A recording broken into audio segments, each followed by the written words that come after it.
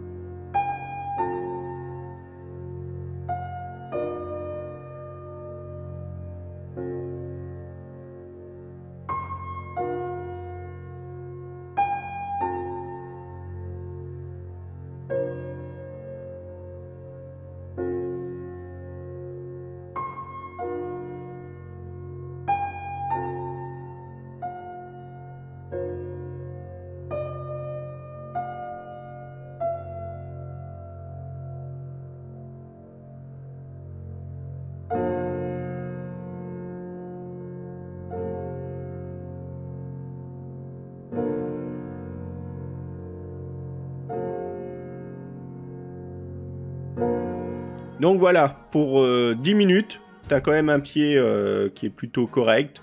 Il pourrait être mieux, hein, je te l'accorde, il n'y a pas de problème. Mais le but, c'est pas forcément qu'il soit tout nickel, mais de comprendre pour assimiler donc, la structure des pieds. Et au fur et à mesure, de toute façon, que tu vas en pratiquer, que ce soit donc pour les pieds, les mains, les têtes ou tout ce que tu veux, c'est d'en faire un petit peu tous les jours et de consacrer le temps que tu peux, mais tu vois, on va dire, tu peux consacrer juste un quart d'heure, 20 minutes. Le mieux, c'est quand même d'en faire 2 ou 3 dans la journée, du moins à la suite, histoire d'aider le cerveau à assimiler. Donc, tu vois, tu peux y consacrer juste une demi-heure, mais au bout d'un moment, à force de pratiquer, tu assimiles, et tu pourras plus facilement te détacher des modèles. Après, d'avoir toujours des références, c'est pas du tout un mal, mais c'est vrai que des fois, t'as pas forcément le temps ou l'envie de tout le temps trouver des références et tout, donc c'est bien aussi de comprendre et de savoir dessiner un petit peu sans référence, même si, comme je le répète, de dessiner avec des références n'est pas du tout un mal. Au contraire, c'est comme ça qu'on s'améliore, qu'on progresse. Donc voilà, bon, la vidéo est déjà suffisamment longue, donc je vais m'arrêter là. Je vous dis à très bientôt dans une prochaine vidéo. J'espère en refaire au moins une autre cette semaine, de reprendre le rythme des 2-3 vidéos par semaine.